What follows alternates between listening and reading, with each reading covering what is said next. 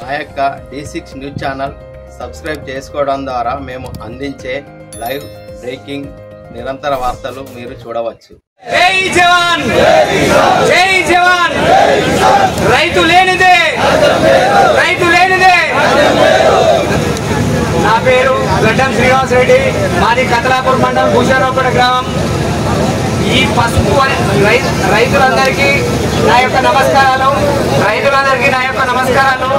ఈ రోజు పోయిన సంవత్సరం కంటే పసుపు రేటు పోయిన సంవత్సరం 18,000 రూపాయలు ఉంటాయి, ఈ సంవత్సరం 8,000 ఉన్నది కనుక ఈ రోజు మనం ఈ ధర్నా చేయవలసి వచ్చింది. దీనికి కేంద్ర రాష్ట్ర ప్రభుత్వాలు రెండు కలిసి పసుపు రైతులను ఆదుకోవాలని ఈ ధర్నా కార్యక్రమం మన ముఖ్య ఉద్దేశం. దీనికి రైతులందరూ ఐక్యతతో ఉండి మనమందరం కలిసికట్టుగా ఉంటే ఏదైనా సాధించగలమని ఇప్పటి వరకు అన్నగారు చెప్పారు. అలాగే మనమందరము ఈరోజు ఇదే ధర్నాను పసుపుకు 18,000 మద్దతు ధర వచ్చే వరకు మనమందరం కలిసి కొట్లాడాలని రైతులను కోరుకుంటున్నాను. ఇంకో విషయం ఏమనగా మనకు పసుపు పొడి ఇచ్చిర్రు, స్పైసీకి కూడా అన్నారు. ఇవన్నీ చూస్తే రైతులను మనను పిచ్చోలం చేస్తూ ప్రభుత్వాలు ఆటలాడుతున్నాయి. దీనికి గాను ఖచ్చితంగా మన ప్రభుత్వాలు రైతులను ఆదుకోవాల్సిందిగా కోరుకుంటున్నాం. ఈ అవకాశం ఇచ్చిన పెద్దలందరికీ పార్టీలు వేరైనా జై జవాన్ జై కిసాన్. ఈరోజు రైతు ఐక్య వేదిక ఆధ్వర్యంలో పసుపు మద్దతు ధరల గురించి పిలుపునివ్వడం శుభ సూచకం. బాగా రోజుల తర్వాత ఐక్య వేదిక వల్ల మంచి కార్యక్రమం తీసుకున్నది. నేను 2000 సంవత్సరం నుంచి వ్యవసాయం చేస్తున్నా. మా పాప చేసినప్పుడు రేటు గంటే ఉన్నది, ఇప్పుడు 25 సంవత్సరాల్లోనే చేస్తున్నా. ప్రతి ఒక్క పార్టీ అధికారంలోకి వస్తుంది, అచ్చిరోడాలన్నా రైతు ప్రభుత్వం అంటాడు. మరి అందరూ రైతు ప్రభుత్వం అయితే రైతులు ఎందుకు ఎగుతున్నాం? మీరు ఒక్కసారి మీ గుండెల మీద చేసుకోండి. మీరు అందరూ రైతు ప్రభుత్వం అని చెప్తారు.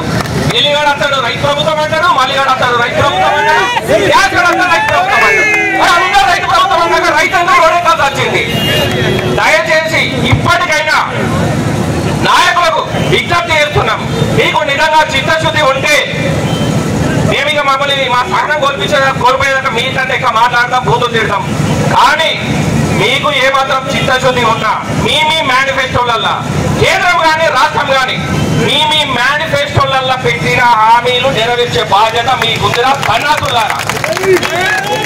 ఇక మనం నేను 25 ఏళ్ల నుంచి ఇందాక ముత్యాల మనోహర్ రెడ్డి గారు మా గ్రామానికి కూడా వచ్చారు. వారి మాటకు అనుగుణంగానే మా గ్రామస్తుల మా సంఘ సభ్యుల సహాయ సహకారంతో నేను కూడా నామినేషన్ వేసిన. ఆ నామినేషన్లో బాగా సమయం అది ఉన్నది. అప్పుడు ఏమైందో అప్పటి ప్రభుత్వానికి బుద్ధి వచ్చింది. దాని తర్వాత వచ్చిన అయినా కూడా 5 ఏళ్ళు కాలయాపన చేసిండు. ఏదైతేనే బోర్డు అయితే వచ్చింది. బోర్డు వచ్చినందుకు మేము స్వాగతిస్తున్నాం.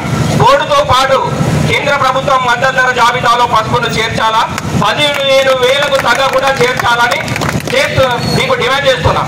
అలాగే రాష్ట్రంలో ప్రభుత్వము అధికారంలోకి రాకనే ముందు వరంగల్ రైతు డిక్లరేషన్ పేరుతో వాళ్ళ పెద్ద మనిషిని ఢిల్లీకి పిలిపించి పసుపు బోర్డు ఏర్పాటు చేస్తానని రేవంత్ రెడ్డి కూడా అన్నాడు. పసుపుకు మద్దతు ధర 12,000 పెట్టి కొట్టాలని రేవంత్ రెడ్డి కూడా అన్నాడు. మరి నువ్వు ఎందుకు కొనవు? సరే, నీకు కొనే దమ్ము లేకపోతే MIS స్కీమ్ కింద కేంద్ర ప్రభుత్వానికి లెటర్ రాయి. మీరు ఇద్దరు కలిసి కొట్టారా?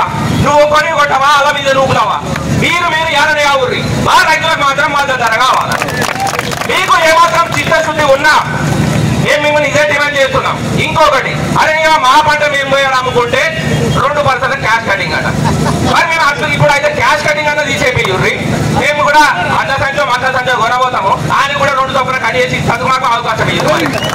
అరే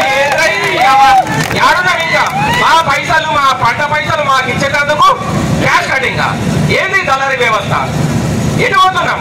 ప్రతి ఒక్కడు మళ్ళీ ఇంటికి పోయినాక అందరూ అంటారు ఇక మాది రైతు ప్రభుత్వం, నాది రైతు ప్రభుత్వం, అందరూ లీడర్లమే. మరి ఏడవుతుంది రైతులందరూ రోడ్డు మీద కూర్చుంటారు. ఎవరి పార్టీలోనైనా వాళ్ళ లీడర్లకు చెప్పుకోవాలా, మన లీడర్లు అందరూ మెడలు పంచుకోవాలా, మద్దతు ధర సాధించుకోవాలా. నాకే అవకాశం ఇచ్చిన మీ అందరికి పేరు పేరున ధన్యవాదాలు చేస్తూ జై జవాన్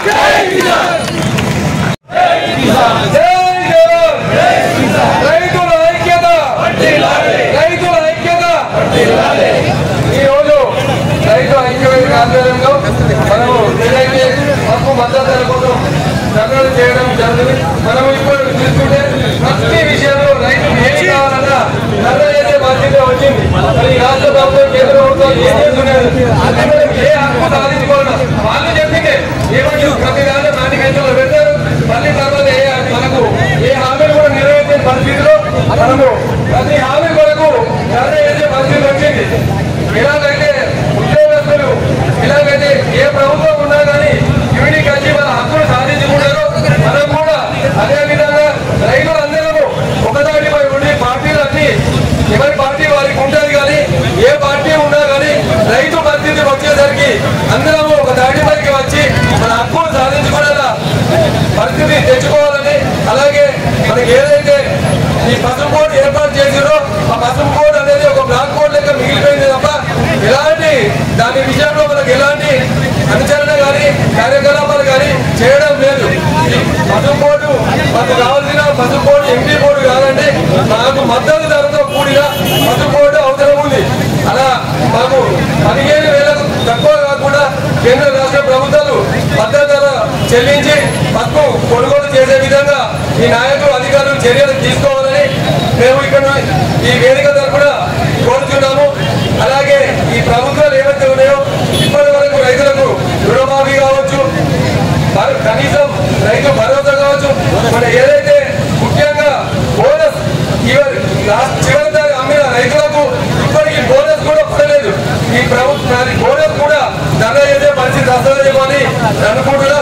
ఇలాంటి కార్యకలాపాలు కాకుండా ప్రతి రైతు గురించి ఆలోచించి ప్రభుత్వాలన్నీ రైతుకు ఏవైతే మీరు హామీలు ఇచ్చారో వారిని నెరవేర్చాలని ఈ వేదిక ముఖంగా తెలియజేస్తూ ముగిస్తున్నాను.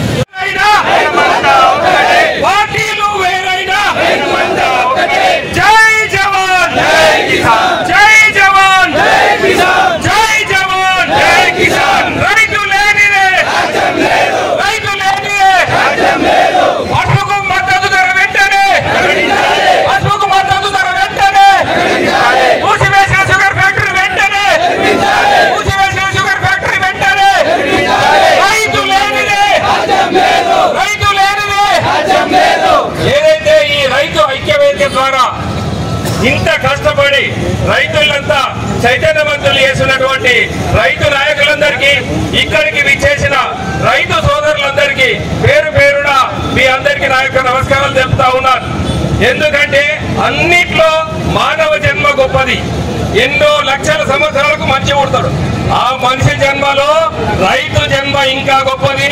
మనం ఎండలుండి నీడకుండే వాళ్ళకి అన్నం పెడుతున్నాం. ఇది ఏ ప్రభుత్వానికి అయిపోయిందో అన్నా దయచేసి కూర్చున్నామన్నా.